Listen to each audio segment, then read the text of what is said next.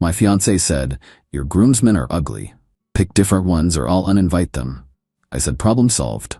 I made them all ushers at the funeral for our relationship. What the new invitation said. Original post I-32 male. Was supposed to get married in 6 weeks. Was. Past tense. Been with Veronica, 29, for 4 years. Engaged for 1. Everything seemed perfect until last Saturday when she decided to show her true colors. We were going over final wedding details at her parents' house. Her mom, Diane, was there, along with her sister, Bethany. I just confirmed my groomsmen were all set. My brother Tommy, 35M, my college roommates Derek and Luis, and my childhood friend Raj. Veronica looked at the photo I showed her from Derek's wedding where we were all together. Seriously? These are your groomsmen? Yeah? You've met them all multiple times. I know, but they're going to be in all our photos. Babe, they're not photogenic. Tommy's bald, Derek's overweight, Luis has that scar, and Raj is like 5'4". I literally sat there stunned. These are my best friends. My brother. I get that. But think about our wedding album. My bridesmaids are all gorgeous. Your guys will throw off the whole aesthetic. Diane nodded along. She has a point, sweetie. Wedding photos last forever. Bethany, maybe they could stand in the back? Are you all serious right now? Look, I'm not trying to be mean, but I found some guys from my gym who'd be willing to stand in. They're all models or trainers, very photogenic. You want me to replace my brother and best friends with random gym bros? Or just uninvite them from the wedding party? They can still come as guests. Absolutely not. Then I'll uninvite them myself. My wedding, my rules. Our wedding, which I'm paying for 70% of, so actually, yeah, my wedding primarily. That's when something just clicked, or maybe snapped.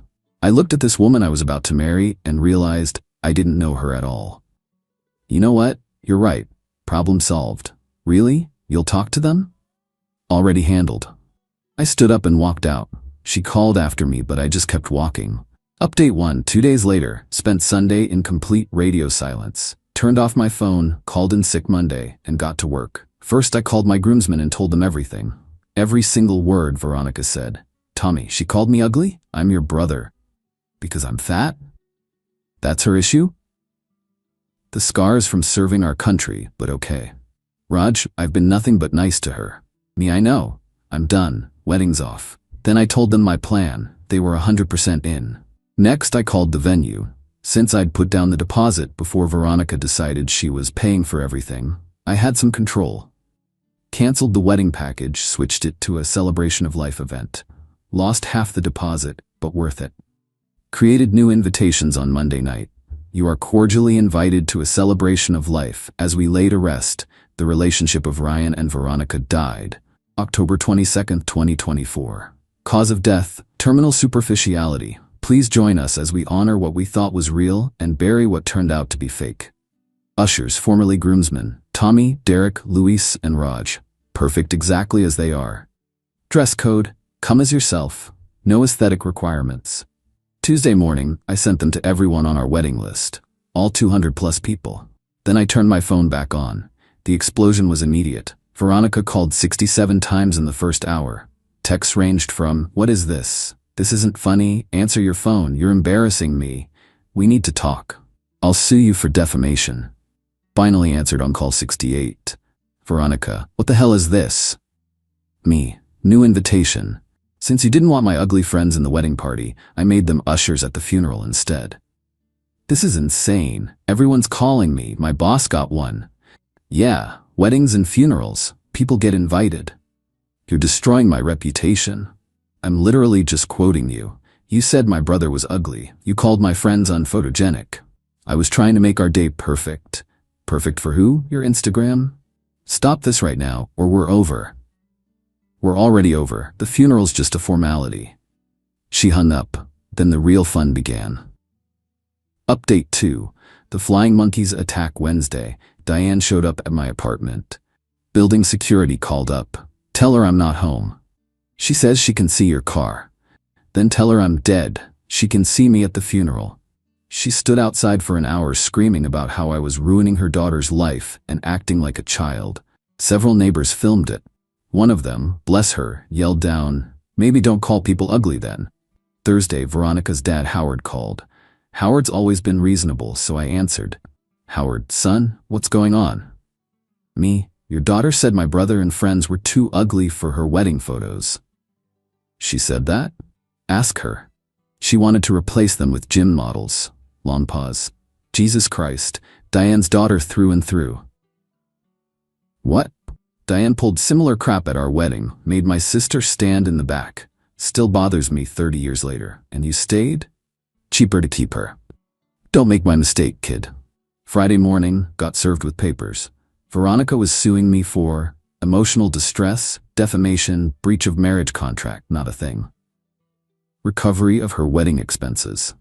My lawyer, Derek's brother, actually laughed his ass off. "She wants to sue you for telling people what she actually said? Good luck with that." Update 3. The funeral Saturday. The day of the funeral. I honestly expected maybe 20 people to show up for the laughs. 127 people came. 127 people showed up to the funeral of my relationship. My groomsmen were there as promised, dressed as ushers. Tommy gave a eulogy. "We gather here today to mourn the passing of what we thought was love, but turned out to be a shallow Instagram filter. This relationship died doing what it loved most, caring about appearances." People actually applauded. My college friend Monica stood up unprompted. "I want to share something. Veronica once told me I couldn't be in her bachelorette party photos because I'd had a baby and hadn't bounced back yet. I'm glad this relationship is dead." More people started sharing. She asked if I could lose weight before the wedding. She suggested I get my teeth whitened for photos. She tried to uninvite my disabled son because wheelchairs wouldn't look good coming down the aisle. That last one hit hard. I had no idea. Then, plot twist, Veronica showed up in a wedding dress, a full white wedding dress, veil and all. "Veronica, stop this right now. We're getting married today." "Ma'am, this is a funeral." "I'm not letting you humiliate me like this." "Me, you humiliated yourself when you called my brother ugly." She grabbed the microphone from Tommy. "Veronica, you're all being ridiculous. I was trying to have a beautiful wedding. Every bride wants beautiful photos. It's not my fault his friends are."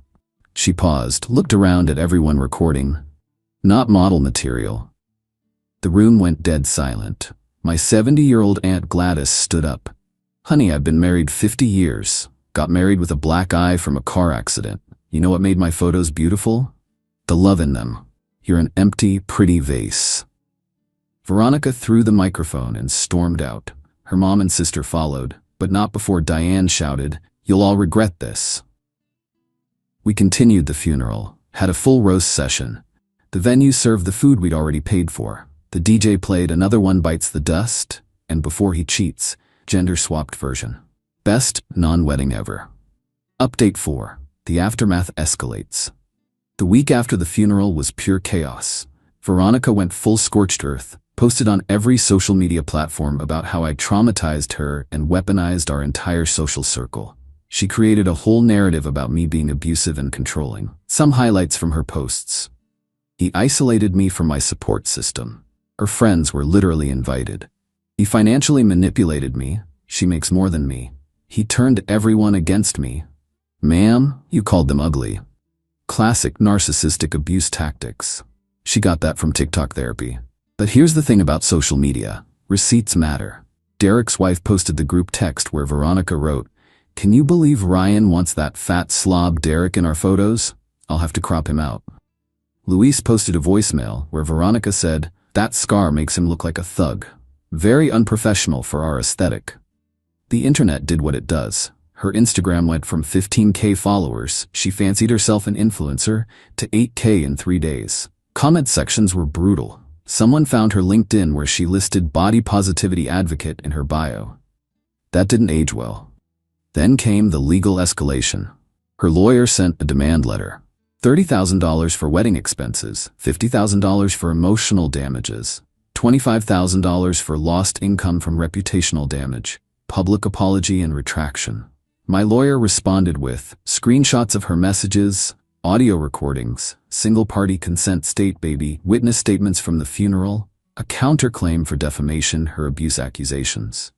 Wednesday, got a call from an unknown number. It was Veronica's employer. HR, Mr. Morrison. We're calling about some concerning posts regarding Veronica Castellano. I haven't posted anything about her employer.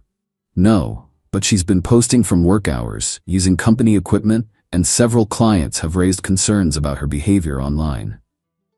That's between you and her. She listed you as her emergency contact. We can't reach her. She didn't show up for 3 days. Apparently, she'd gone into hiding after the backlash. I gave them her parents' number. Friday, her friend Amanda reached out. Ryan, I know you hate her right now, but Veronica's having a breakdown. She's at her parents', won't leave her room, talking about ending things. This has gone too far.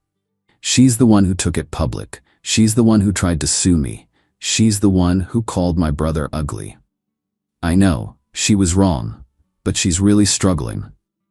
Then she needs professional help, not me. That evening, Howard called. Son, Veronica's in the hospital. Panic attack, dehydration. Diane's blaming you. Me, Howard, I'm sorry she's unwell, but she created this situation.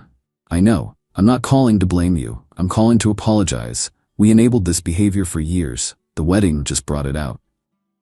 Final update resolution. It's been a month since the funeral. Here's where everyone landed. Veronica dropped the lawsuit after her lawyer saw our evidence. Actually, he dropped her. Apparently told her she had no viable case and potential exposure to countersuit. She lost her job, not for the drama itself, but for missing 2 weeks of work without proper documentation and using company time resources for her social media meltdown. She's moved back with her parents, deleted all social media. Through Howard, I heard she's in therapy now. Actual therapy, not TikTok therapy. Good for her, I guess. Diane tried one last manipulation, showed up at my work. Diane, you destroyed my daughter. Me, your daughter destroyed herself when she decided my brother wasn't pretty enough for her photos. She just wanted nice pictures. Me, and now she has none. Seems fair. Security escorted her out when she started screaming about suing the company for enabling harassment. My boss later said, I see where your ex got it from. The financial untangling was a nightmare. We'd combined some stuff, had deposits down, shared accounts for wedding expenses. Total loss for me, about $8,500. Worth every penny to not marry into that family. The universe did throw me a bone though. The funeral video went viral on TikTok. Someone's team posted it. Got picked up by a few reaction channels.